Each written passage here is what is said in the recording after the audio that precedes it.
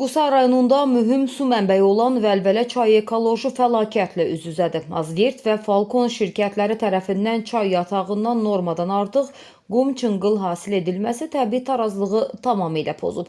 Bir xəbər media bizim əsrə istinadən xəbər verir ki, Qusa rayonunun ərazisindən keçən Vəlvələ çayında uzun müddətdir davam edən qanunsuz qum çınqıl hasilatı pik həddə çatıb.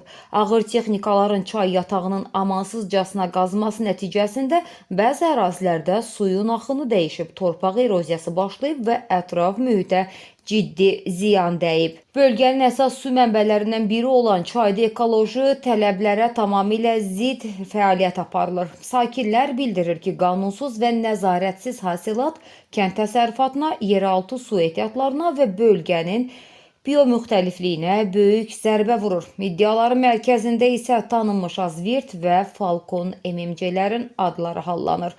Ərazidə dövlət nəzarətini həyata keçirməli olan Ekologiya və Təbii Sərvətlər Nazirliyinin 5 saylı regional idarəsi isə prosesi sadəcə seyr edir. İddia olunur ki, idarə rəisi Elnur Cəlilovun çayda baş verən bu qırğından və qanunsuz hasilatdan tam xəbəri var. Lakin rəis tərəfindən heç bir qabaqlayıcı tədbirin görülməməsi sakinlərdə haqlı şübhələr və narazılıq yaradır.